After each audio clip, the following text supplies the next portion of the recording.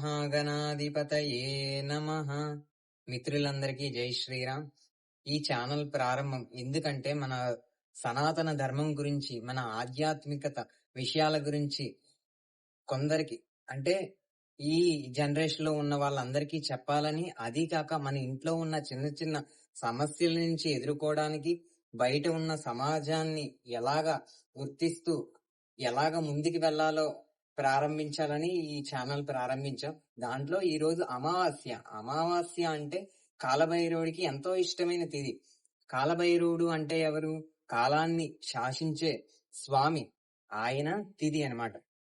ఆయనకి చాలా ఇష్టమైన తిథుల్లోని అష్టమి, అమావాస్య, సోమవారం, మంగళవారం ఈ 2 వారాలు కూడా ఆయనకి ఇష్టం. ఆయన రీసెంట్ గా వచ్చింది మన మూవీ కాంతార. దాంట్లో ఏంటి అష్టభైరవ వర్ణం చేశారు. అసితాంగ భైరవాయ, రురూర భైరవాయ, చండ భైరవాయ, క్రోధ భైరవాయ, ఉన్మత్త భైరవాయ, సంహార భైరవాయ, భీషణ భైరవాయ, అసితాంగ భైరవాయ అని అష్టభైరవ వర్ణం చేశారు. అంటే ఏంటి చూడండి, అష్టభైరవులు అంటే 8 మంది. మనకి 8 దిక్కులు ఉన్నాయి. 8 దిక్కులు అంటే తూర్పు, పడమర, ఉత్తర, దక్షిణం, ఈశాన్యం, ఆగ్నేయం, వాయువ్యం, నైరుతి. 8 దిక్కులు. ఇలా ఒక్కొక్క దిక్కున ఒక్కొక్క భైరవుడు రక్షిస్తూ, అదే కాక భూమిలో భూమిని కాలభైరవుడిగా, ఆకాశాన్ని ఆకాశ భైరవుడిగా నిరంతరం రక్షిస్తూ ఉంటారు. ఆ స్వామిని జగద్గురువైన శంకరాచార్యులే స్తుతించారు. శంకర సాక్షాత్ కైలాసంలో ఉన్న పరమేశ్వరుడే ఆది శంకరాచార్యులుగా అవతరించి ఆయన వర్ణించారు. ఏమని? కాశికాపురాదినాథ కాలభైరవం భజే. కాలభైరవుడు అంటే ఆయన కాశీ పట్టణానికి అధిపతి. ఇప్పుడు చెప్పుకోవాలంటే మనం చూడండి, మన ఇండియాకి మోడీ గారు ఎలా ప్రధాని, అలాగా ఆయన కాశీ పట్టణానికి అధిపతి. అందుకే కాశికాపురాదినాథ కాలభైరవం భజే. కాలకాలాయ విద్మహే మహాకాలాయ ధీమహి తన్నో కాలభైరవ ప్రచోదయాత్. ఈ మధ్యన జరిగిన ఒక కథ, ఒక కాలభైరవ ఉపాసకుడు అన్నమాట ఆయన. అంటే కాశీలో మణికర్ణికా ఘాట్ అని ఉంది. 84 ఘాట్లు ఉన్నాయి. దాంట్లో ప్రాముఖ్యమైన ఘాట్. ఈ ఘాట్ లో జరిగిన యథార్థ సంఘటన ఏంటి?